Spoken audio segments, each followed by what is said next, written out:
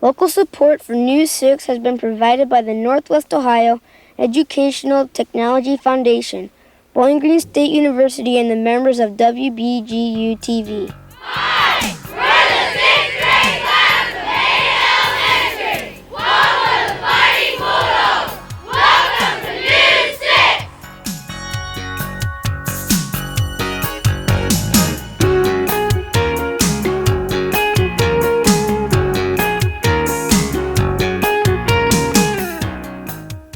Hi, I'm Christine Banks from Ada Elementary School.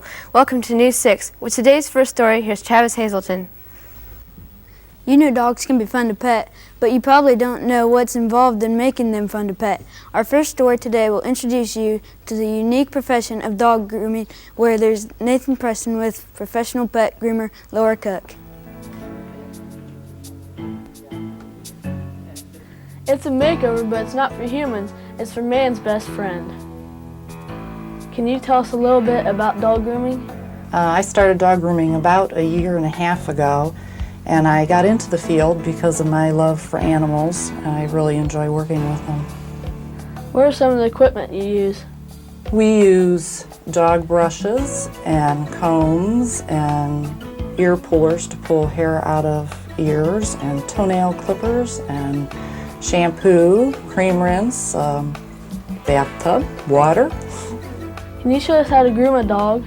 We start out by taking all the hair out from underneath the pads of the feet with our clippers. Then we clip the toenails, and we brush the dog, and we take all the hair out of the ears, because some breeds do acquire hair in their ears. And then I give it a bath, and we blow dry it, and we do finishing work with trimming. Do you have to go to school to learn dog grooming?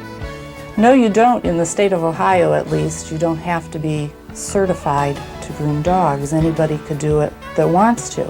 I did, however, go to a dog grooming school to learn the correct way to groom a dog, so I felt my customers and my dogs deserved that much.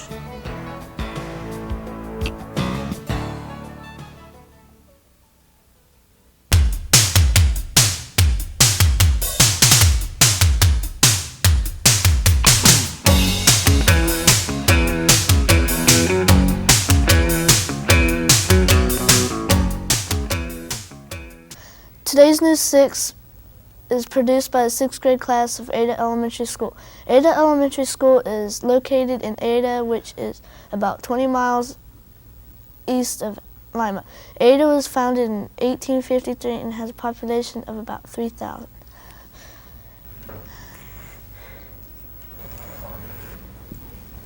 You may have watched many NFL games and know about several athletes, but do you know anything about the most important player of the game? The football. Where is it from and how is it made?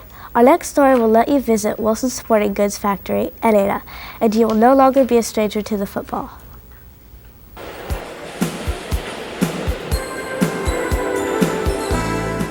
The small town of Ada makes a big contribution to the game of football. Could you tell us a little bit about your factory? Yeah, our factory has been here for a little over 50 years, built in the late 1930s. We were Ohio Kentucky Manufacturing then, and in the mid-50s Wilson bought us, and back then we made various different leather goods, baseball gloves, various inflatables, boxing gloves. Then in the 1970s is when we started making the NFL football here. What is the football made out of? Football's made out of cowhide, leather. Rumored to be made out of pigskin. It never has, to my knowledge or anyone's knowledge here at Wilson. It's always been made out of cowhide. Rumor has the pigskin came from a pig's bladder used many, many years ago, supposedly for the inside portion of the football. How long does it take to make a football? Actual time being spent on the football is about a half an hour. The actual handling of that one particular ball. It takes a ball 2 to 3 weeks to get from start to finish during an average production run now. Again, it's just a lot of times the ball's sitting or moving from one station to the next, so it'll take a good 10 days usually for a ball to start to finish. Could you show us how a football is made? football starts out, it's essentially, if you use your imagination, the piece of leather looks like a cow, and it's cut into football-shaped pieces. The pieces then have linings attached to them. They're sewn together. The balls are sewn inside out and then turned by people. Right side out, a bladder's put in them. They're laced up and packaged up and sent off to the NFL or various colleges or to your favorite department store. Do you watch cartoons? Do you have a favorite cartoon character? This week's Kids View question asked the 6th graders about their cartoon characters. Here's what we found out. Hi, I'm Jenny Baju with today's Kid View question. If you could meet a famous cartoon character, who'd it be and why? If I could meet a famous cartoon character, it'd be Speedy Gonzales because he runs fast and he lives in Mexico. If I could meet a famous cartoon character, it'd be the Roadrunner because he's fast and he can outsmart the coyote. If I could meet a famous cartoon character, it would be Mickey Mouse because he's famous and he lives in Disneyland.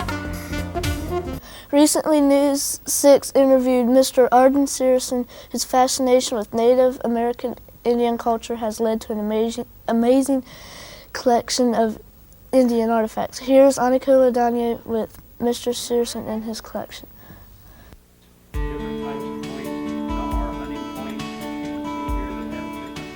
History has been uncovered in Arden Searson's backyard. What got you interested in collecting Indian relics? This is sort of a family tradition. Starting in 1898, my family moved to this area, and my grandfather, starting with my grandfather, my father, myself, my son, and my grandson have all collected Indian relics. Where do you find them? These are all found on ground that we basically own and that I farm. What materials are they made out of? These are basically made out of flint that is found in southern Ohio and brought up here in the rough, and these products are made up here. Can you show some of the things you found? I've got a point here that dates back to 8,000 to 9,000 BC to about 6,000 BC. This is a paleo point, this is a fluted point, and this is one of the oldest points that you find in Indian artifacts.